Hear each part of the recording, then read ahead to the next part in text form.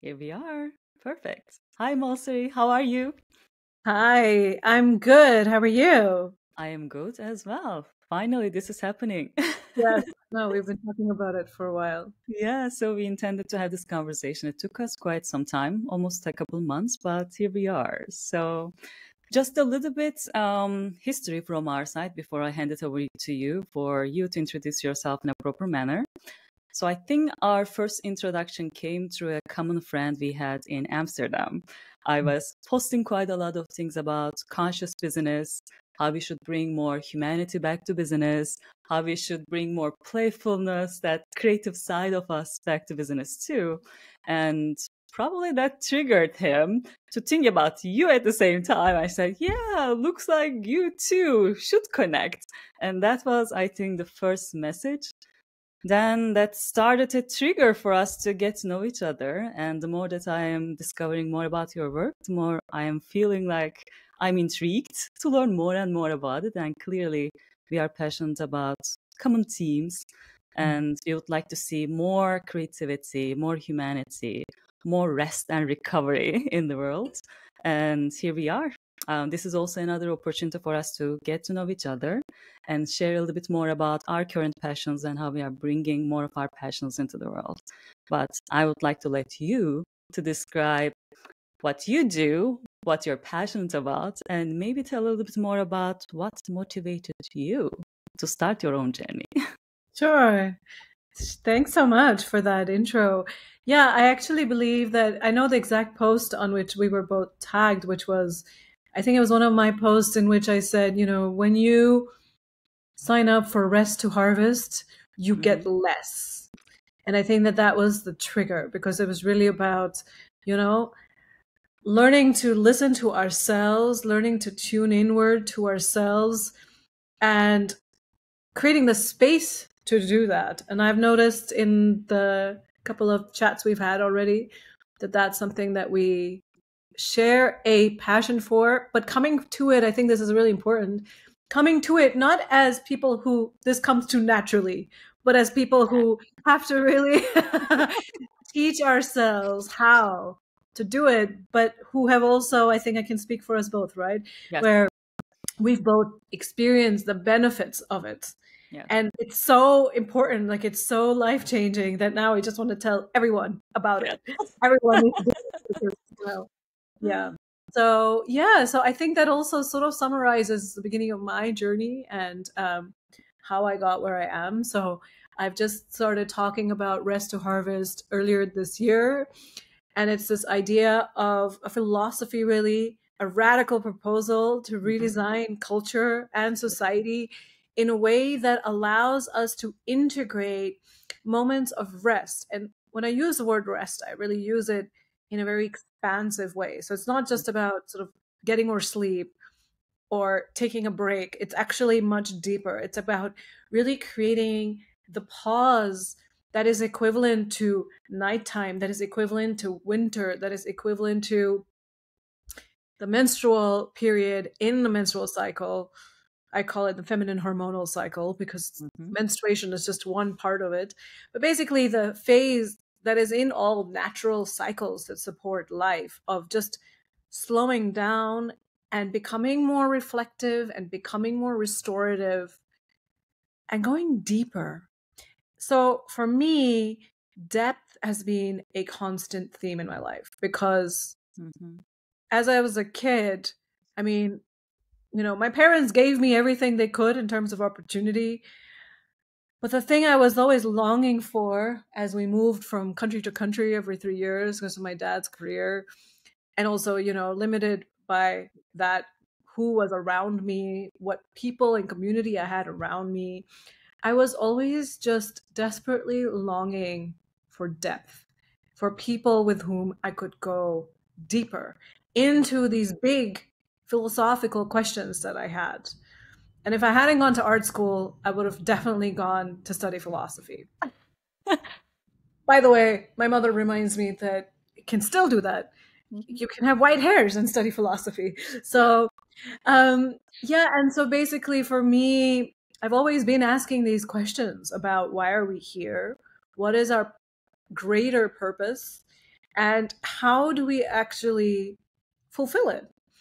And I went from being a very kind of overambitious, overachiever kind of person Yeah. when I was younger. Also, I should add, like, restless and perfectionist and highly driven, um, to realizing at a certain point in my life, when basically everything kind of collapsed on me, including my own health, when I realized that this is not how, like, I kind of realized that I'm celebrated, I'm successful in this society that we live in, but it feels completely wrong. It just felt inside me, it felt like I was so misaligned with the nature of life. And that was spoken to me through my body in terms of, I guess, call it a burnout, or I had went through a depression too. But in that period of almost like forced rest, I realized that I'm moving too fast, and we're moving too fast. We Yeah. need time and space to, like, integrate, to actually understand and reflect and let things sink in. The way that when you plant a seed, it needs time to sit in the ground in the darkness and slowly gather the nurturing environments, encouragement to then sprout, little tendrils out of it. And we keep planting the seeds, but we don't wait for them to actually germinate. And I'm more guilty of this than anyone I know. So for me, actually, Rest to Harvest is the starting point of something that I've struggled to learn myself, which is you need to trust the timing of life and of nature and of the universe around you, because you're not a seed floating in space. You're part of that ground you're in, you're part of that earth you're in. It's a system. We're part of a system, or even a collective. um and yeah, my journey has been about constantly coming back to that, in a way deepening into that, Yes. and figuring out how to live by that. And one of the reasons that I talk about it is simply because I've realized that it's not something I can do alone.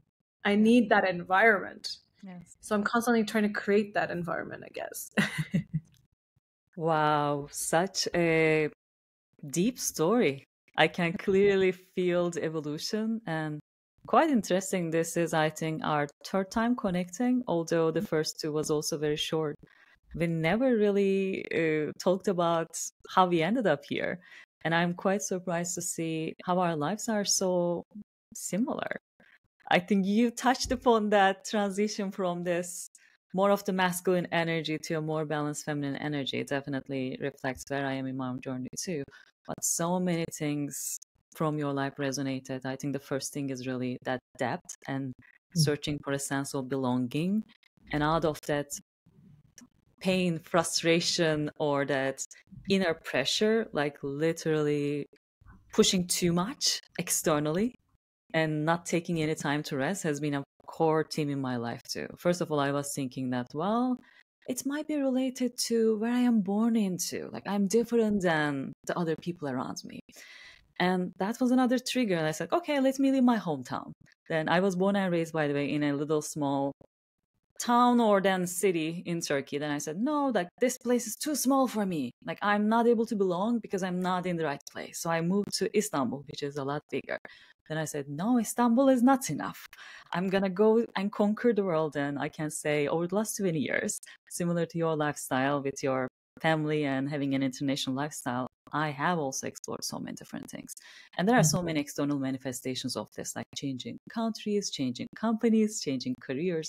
But there was always this innate pressure of looking for depth, looking for that lost piece in me, not knowing that it's actually there. I just don't have time to see it.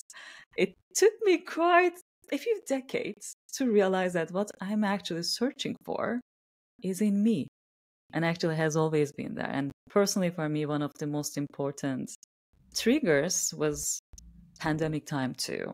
On the side, even before the pandemic, I think similar to your story, I've been always an inquisitive mind and a curious heart, like that playful artistic heart in me and that philosopher mind in me was always questioning, like, why are we here? What am I supposed to do with my life? Like, what I can do best with my life. So similar to your lifestyle, I've been always on the philosophy, psychology, like healing, yoga, meditation, or using the Western mind in me. For example, I am trained as an engineer, optimization of systems, industrial engineering, and I was using all of the things that I learned to integrate those into my life. How can I optimize my life? And when I was having my MBA degree at Harvard Business School, I was using everything that I learned. Like, I am the CEO of my life. My stakeholders are my family, my friends, and my partner, whoever that person is. And like, how can I really own this company, like my life, and then be the CEO? So I think, in a sense, I always had that inquisitive mind as well. But because of not having enough time to rest, it was always endless search, endless improvement, and not enough time for integration. And pandemic really showed me the valuable part in life that we ignore so much. Just like, stop. It's always there. And it was a perfect time for many of us to really question, what's the meaning in life? Or are we really happy with the life we have? At the time, I was in New York when pandemic hit, and you might know from the news that New York was one of the first places that got impacted seriously. So it was actually a very tragic time. I was in the midtown, in the middle of everything. All I hear was really these ambulances never stopping. And I was questioning, like, well, what if I die tomorrow? If I die tomorrow, would I be happy with my life? Like, did I really achieve, not only achieve, like, am I content? Am I at peace with my life? And if today or tomorrow is my last day, is there anything missing? And I had actually two answers at that time, which triggered the changes that I've been leading since then. So the first one was really, I just realized I need more creativity in my life. And although I was always doing innovation in the corporate world, the innovation cycles are even limited. So you bring a product to the market in every other 2 years. And I just realized there is more creativity in me, and more creativity in me was really inviting myself to bring more of that to the world. So that was actually one of the triggers that really led me to start my contemplations and this transition journey towards a creator career. And the second thing at the time was really spending more time with my loved ones in Turkey, because I just realized that all I've been searching was always in me. I just needed to slow down as well to connect to that inner wisdom. And I have a really interesting story. I have so many beautiful trees outside of this window, but at the time I was also living next to a tree. I literally had like 3 friends within a meter. And when I was spending a couple months in the lockdown period, I lived in the same place more than 5 years. But New York lifestyle and my work was quite demanding, and I was traveling quite a lot too. I never had the opportunity to just sit there with my coffee or tea, enjoying the sunshine and looking into this beautiful tree. And the pandemic literally hit at a particular time when the trees were blossoming. It was from March till end of May. So every day I was able to see the changing colors. That's little small buds. And that bud turning into a beautiful flower. And that really reminded me what you were talking about. That's like, we plant seeds, like we are patient enough, like every day, to see the blossoming of a tree, blossoming of a flower. And I just realized, wow, this has been here like 5 years. Right. Every season. And because I was so busy doing other things that I didn't have time to see its beauty. Right. And I realized that actually we are missing so many things. And I would like to maybe talk about your reflection about how these two seemingly counterintuitive things are very interlinked. The more I rest, It's 16 hours. Sorry about that. It's my computer. the more that I realize I'm taking time to be present and connect to that inner beauty and love that's always there, that I was so busy that I was not able to see before, the more creative I am. Right. But it's a different type of creativity. I think that's the type of creativity that you and I are trying to see more in the world. It's not this me too creativity, just creating something out of pressure for the sake of productivity. It's creativity in a more authentic and aligned manner, in a more original manner, letting things emerge in you and using yourself as a vessel or channel to bring that into the world. And in my personal journey, the significant difference is that before, it was a more structured and regimented thing. Like, I'm just going to put like these three things into my calendar, like 9 to 10, 10 to 11. And even if I'm not feeling it, I'm just going to push through it because I just have to be productive. It's like this mental mind in me, or the engineer and analytical side of me, aspiring to achieve my goals. The way that I operate right now is very different. Like, I align with the natural flows of life, flow of my life, and in your terms, like my body, and I can still get things, but the rhythm is very different. And I felt like the difference is day and night. Before, I was creating out of misalignment, pressure, and right now I feel like I'm creating out of pure love, creating out of harmony, creating out of alignment. It's more intuitive, and the output is a lot more original because I allow things to happen in their own timelines. And I think this is one of the things that we are missing in the business world too. Like, we are so obsessed with this end goals, never ending, ever changing growth, that we don't really take time to create the right things that are original to us, that is aligned with the culture that we have, that's aligned with the principles that we have. And that has been my personal observation given 15 years of my professional career too. Like, we have good intentions. I don't really think that anybody wouldn't like to bring more of the me too to the world. But because we are not really taking any time to go deep, ask the real deep questions, like what is differentiating us? And how can we be of service to the greatest whole? And sometimes you need to rest and you need to recover and you need to give space to reveal the answers. And I don't feel like we have that trust, patience, and ultimately love in the business world. And I would like to see more of that. Yeah, that's beautiful. Thank you for sharing that. Yeah, so it's interesting. I feel like we approached the same place from the opposite directions. In the sense that, I started in creativity, and at some point I felt that I wanted to create things that were actually not just more aligned with myself, though that was a far earlier part in the journey.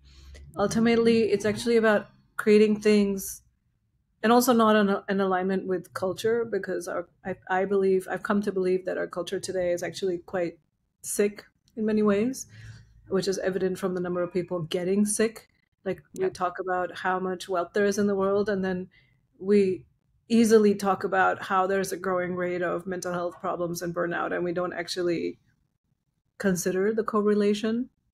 And so from that perspective, for me, it's actually been about, like, in a way, creating less from my human ego or my human need to matter, and more from trusting that I matter even if I don't make any obvious effort, right? So it's this sort of purpose discussion of, like, we live in a world where everyone's supposed to find their purpose, which secretly or not so secretly, we all know what that means. That means that we should all find the work that makes us feel happy while also maximizing our productivity and maximizing our financial productivity, our economic productivity, and that we make other people happy with whatever we do.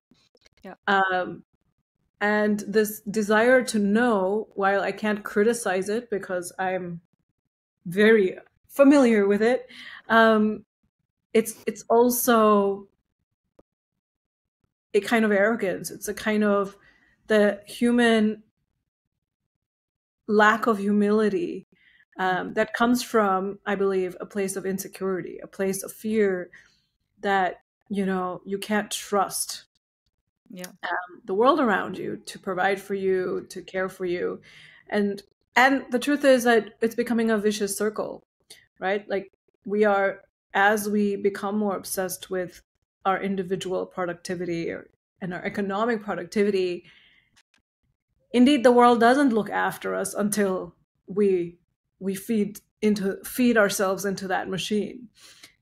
So in a way, I do believe that, what's happening at large is that we are, a few hundred years ago, the extraction was happening on a colonial level. Now Hmm. it's happening on a capitalist level. And basically, it's like the separation of our spirit, of our soul, of our religion as well, like our connection to, call it God or higher power Yeah. or nature, is Yeah. like separated from our mind and our body and our productivity. And as a result, Yes.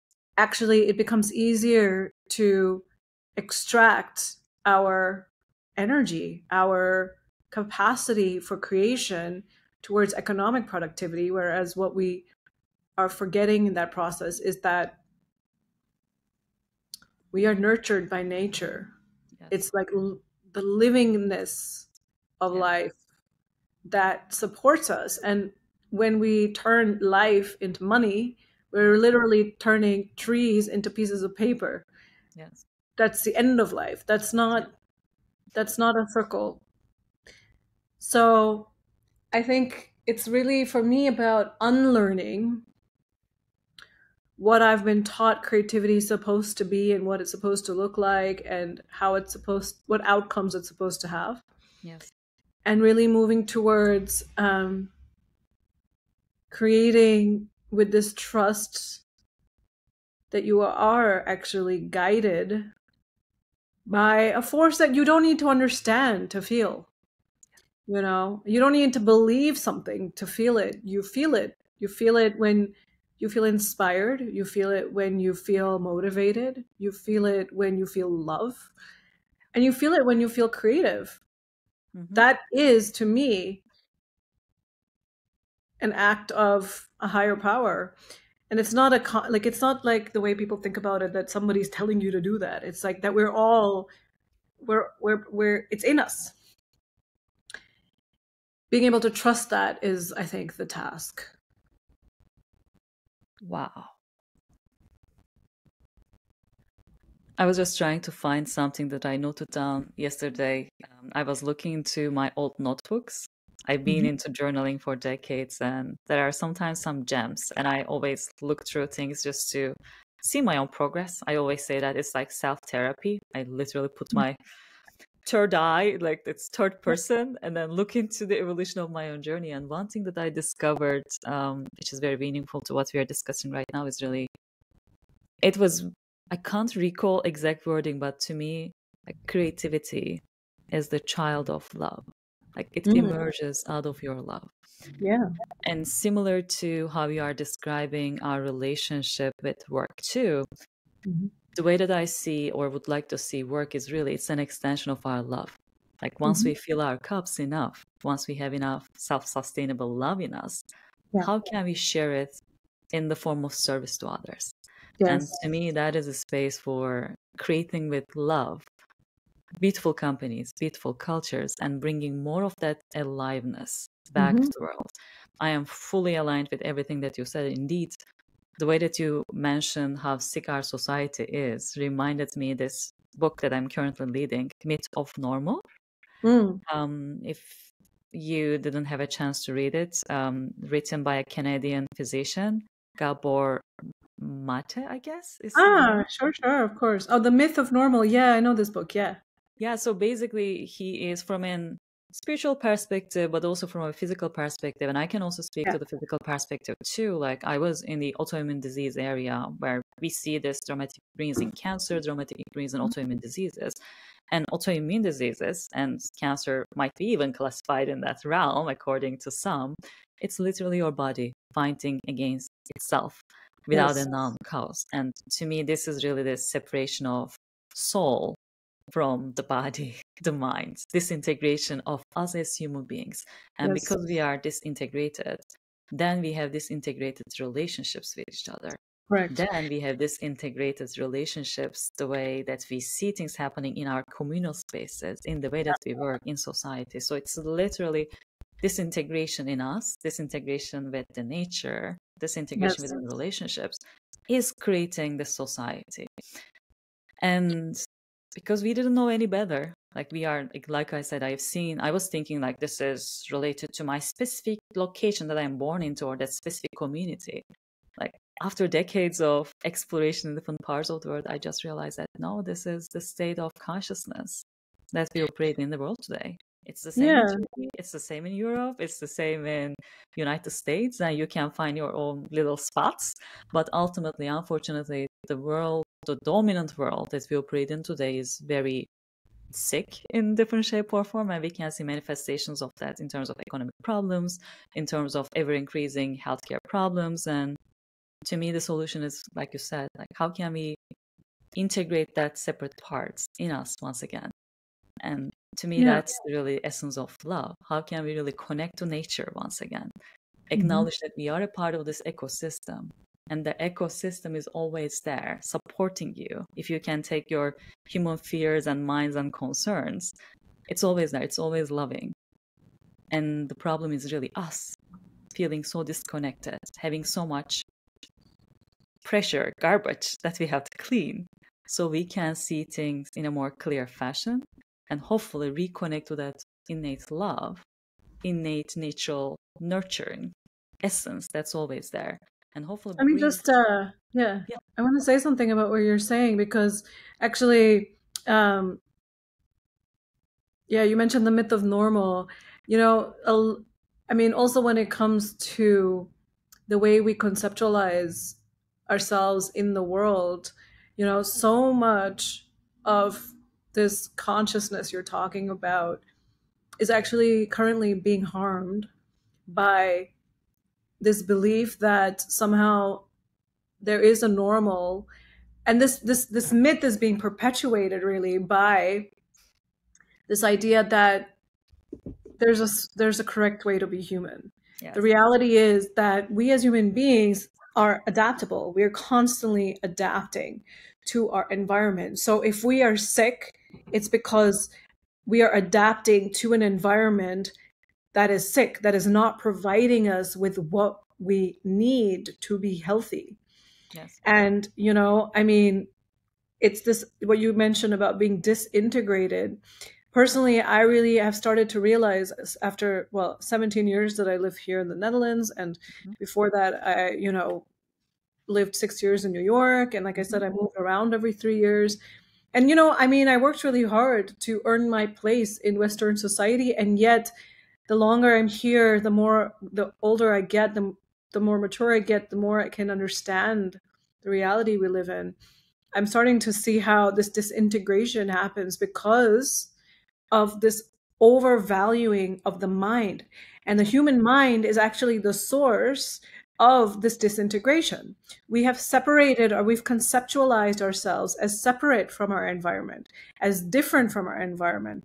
Whereas true integration looks like being completely at one with every living being. In fact, what we've done is created, concrete, like insular separations from our environment to protect ourselves rather than facing the discomfort Mhm. of these environmental challenges that would allow us to evolve. So instead of evolving ourselves, we have become used to comforting ourselves while sort of destroying whatever challenges us, destroying whatever discomforts us, either by numbing ourselves Yes. or by overriding whatever is in our environment that is discomforting us.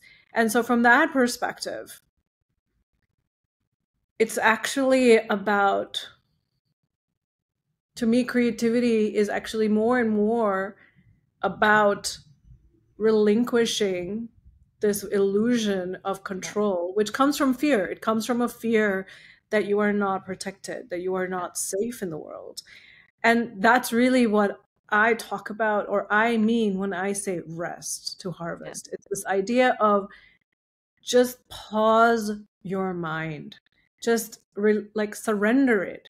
Because yes, we are unique as beings on earth, that we have a mind, that we have a prefrontal cortex, that we can imagine the Mhm. future. But this tool, like every tool, from Yeah. a gun to a medicine, Yes. can become a liability when we abuse it. And Yeah. right now we are abusing it. The fact that also, even though I can see you and this is so convenient that we can talk like this over distance, the reality is we are reducing ourselves to our heads. Whereas the reality of me is the whole of me, from head to toe, and also the aura around me. And you can't experience any of that. Mhm. And I can't experience any of that because I am too, like, focused only here. Yeah. So our entire culture has been shaped by this idea that somehow our mind is the most important part of us, and that, you know, we've neglected to consider the role of embodied experience, embodied connection to each other, to ourselves, Yeah. right? And connecting to our inner self. You mentioned like the body and tuning inward to your cycles. It's actually really about understanding that we too are a connected system. This is not separate from this, Yes. right? It's really all one thing. And Yes. this whole system is what allows us to connect with the larger system. Yes. Wow. We are saying the same things, and I think the terminologies that we are using is slightly different, which is the Mhm. beauty. And with that, I would like to maybe use a definition of beauty. That's really my guiding principle for what I'm trying to create more in life, in my personal Yeah. life, but also in the world too. Mhm. To me, it's that sweet balance between diversity and unity. And I Mm. also see it as like the mind is more that divisive masculine power that really part things out, so this analytical thinking that digs deeper, that differentiates, that really understands, which is Right. beautiful. It's a Yeah. path that needs to be complemented with the unity part. So one part is, like I said, that diversity. We are all unique, we are all different, and that's more of the, like I said, the powers of our minds. But the heart path, the unity path, is that integration, acknowledging that we are all a part of the same ecosystem, and that Mhm. intuitive knowingness needs to be complemented with that divisive mind, so we Yeah. can bring that differences that we all share, but acknowledging that we are also united in our hearts. To me, the way that I see this disintegration is happening is really, again, this Western and Eastern thinking needs to come together. This Mhm. masculine energies needs to be balanced with the feminine energies. And I think the partial imbalance is really most of the so-called feminine energies, this unity, this integral systems thinking, this moon, that darker, slower, nurturing side of creation process in humans, in the Mhm. world, in the business. It's neglected so long that we are seeing these diseases, this Mhm. disintegration, and then we are losing meaning. And to me, that's the other benefit of integration of these two sides together, because it's also integration of material and the soul part. Like if you are not really taking time to integrate the feminine part, that unity part, then whatever you do, like manically, in terms of productivity, in terms of traveling the world, conquering every mountain out there, it's not going to be meaningful. And probably from your experience, you can tell, like I can tell from my own experience, that I have achieved quite a lot of things, but because I didn't really have time to integrate, embody, and also literally step back and see the meaning behind things. Like I'm not so sure whether I enjoyed all the achievements right now. The more that I simplify my life, the more that I take time to rest and recover and to see the beauty around me, the more that I can insert more beauty into my life, meaning into my life, purpose into my life. So I don't have to really this manically achieve mode. I can balance that achievement drive, like bringing vision into life, that masculine power of materialization of things in the physical world, Mhm. But the feminine side is the one that really nurtures that Mhm. existence and brings that celebration of whatever has been created and the meaning of that creation too. So what I am trying to do more in my life, which is the transition of my life too, like how can I balance these two energies more? How Mhm. can I know that we are all united, connect to that inner love, peace, that trust all the time, do my best to calm my monkey mind so that I feel that unity in me more. And from that state of loving, trusting, knowing that everything is perfect, then how can I be a vessel for that to exist in the world? How can I Yeah. embody that energy more? And to me, that is the really great power that we have as human beings. And that is what's really differentiating us from machines. And this will be even more important in the future, too. Like we are a living being. And in that sense, life really means the balance of these two energies, integrated heart and the mind in a human body. And to me, when you see these two things happening in a human being, that's what I say, like beauty. There's beauty in that because I can feel and sense it because we are united. We share the same essence. And I can honor the differences that you bring Mhm. because you are authentically bringing your own life experiences. Like we are saying the same thing, but like you said, we are saying it differently because Mhm. you had different life experiences. I have different life experiences. You Yeah. have different strengths and skills. I have different strengths and skills. Like, how can we connect to the same love energy? And Yeah. how can we bring more of that back into the world? And I know we touched upon this very briefly during our previous interactions. And given that we have some limited time, maybe Mhm. we can share a little bit more about how we are trying to connect to that inner unity, love, Mhm. trust that we Mhm. can hopefully bring more of that into the world. Like, what are your some personal tips and tricks and some of the, let's say, recommendations that you might share with others who would like to Mhm. take this journey with us? So one of my favorite ways to do so is actually simply by creating collective shared spaces of rest, of pause. One of the things, I mean, most of us today struggle to create pause or rest in our lives beyond our bedtime, but to do so collectively practically doesn't exist, right? We're always busy doing something. And even if especially when we're together, we're so busy trying to connect and trying to converse and exchange. But how often do we actually simply be together, sit together, go inward quietly, silently, while being together with others? It's like you are giving each other and yourself permission to actually listen to yourself and to what's happening in the environment. And because you're doing it together as a group, I call it social permission. We get social permission Yeah. that this is not awkward, that this is okay. And then suddenly that enters our cultural vocabulary. The moment that we go work through that awkwardness together, it actually allows us to enter that field again more comfortably. Because the reason that we struggle to give ourselves that pause is because even when we're alone, we keep giving our, like, the inner voice is telling us, oh, you're supposed to be doing something, you're wasting your time, you know, you're lazy. All kind of judgmental voices come up, which are actually learned. They're learned voices from our environment. And even if no one says it to us directly, on some level, someone, even a parent or whatever, might have conveyed it to us. Or just because we're looking at other people, doing things, we feel like, oh, they're doing so many things, I'm not doing anything. So that self judgment prevents us from actually giving ourselves permission to not just stop or slow down, but to really deepen into it, to really enjoy it.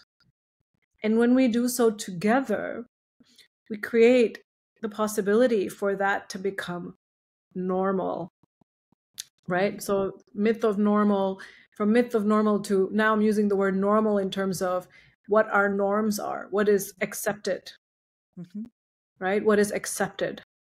And so it's this idea of simply being, not doing, but being together. And, I mean, I think that the place that people do this often is the closest thing to it is like in family, where if you're all sitting in a room and doing your own thing, but even then, everyone's doing something. They're not just being, right?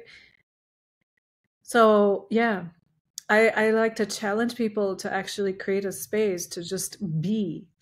And the other thing is, the other way is also a collective thing, which is to create a space where we can just share without fear of judgment, that we create a space that's safe enough in which we can experience our emotions, in which we can share them, in which we can be vulnerable and not jump to solutions and not jump to like advice, but really just stay with the feelings. Yeah. And that's also something we never do. We kind of assign this role to our therapists. We don't actually all collectively learn the skills of emotional navigation, of actually feeling and being with our emotions. We're constantly trying to solve it or escape it somehow because it's uncomfortable. Yeah. So for me, it's really about learning to embrace discomfort as an ally. Yes. And not as an enemy. Yes. And the more I think we can integrate those parts that we neglected so far, to me, it's again integration and then unification. The more that we can be the embodiment we would like to see more in the world, and then we stop literally externalizing all of this. Most of the disintegration that we see in the world is really our inner integration showing up in the form of wars, in the form of illnesses. And the more that we can really own those parts of us that are ignored by society because it was not normal, the more that you can first see yourself in the mirror and see it with love, with understanding, with forgiveness. And forgiveness is actually another important thing because like look at our own journeys, like we have changed a lot. Like I'm not a saint too, like no one is. So like how can you really see yourself with all of the vulnerabilities that you have and all of the parts that you were not seen for, and first be your own cheerleader and cry for it, grieve for it, but integrate it back to your life. And yes, if you can take that discomfort and if you can be the love that we would like to see more in the world, to me, that is the first step.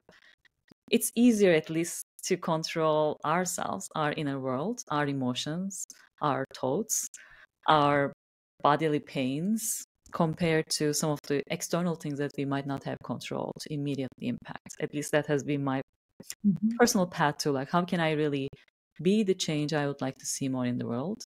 First myself, so that I'm not creating more disintegration. So I'm cleaning my own stuff.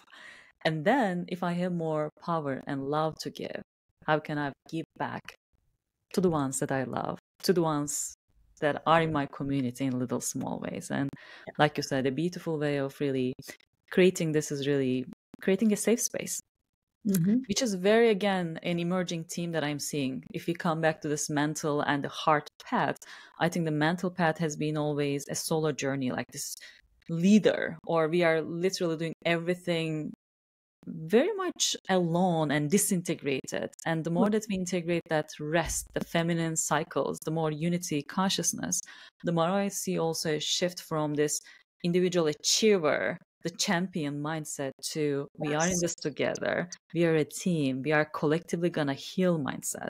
And for that to happen, we need safe spaces, we need non-judgmental, diverse spaces where we can hopefully see ourselves in the mirrors of others and hopefully accept ourselves or get support from each other to know that we are not alone. Everyone has this.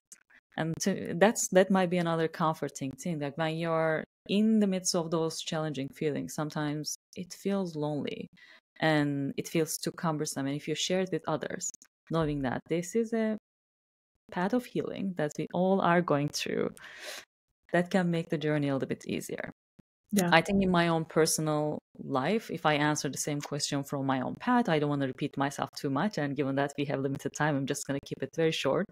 But it's a transformation of my path too, I think, till now, or till the last, let's say, 5 years, I've been in a more solo healing journey, coming back to our conversation, using psychology, psychotherapy, yoga, meditation in a more solo manner to Mhm. really deal with my disturbing thoughts, disturbing emotions, disturbing pain in my body. But now, because I'm integrating more of that communal spirit, that feminine spirit into my life as well, I am also becoming a part of many more communal spaces like we are trying to create here too, to collectively heal together.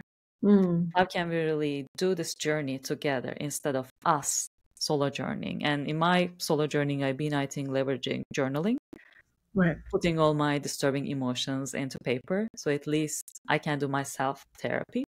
And nature was also another balm for my heart. Like whenever I felt like I am disintegrated, because everything is integrated in nature, immersing myself has been a path. And right now, I think what I am exploring more is really how can I be a part of the right ecosystems that I would like to see more in the world. And us Mm. literally coming together to me is just an extension of the same intention too. Yeah. How can we hold a space for whatever is supposed to emerge, and Yeah. hopefully let others to see the power in this. Beautiful. Yes, this was just a beautiful start of our intentions and such a beautiful reflection of our own journeys. So first of all, thank you for being you. Thank you Thank you. for openly and authentically sharing your own journey.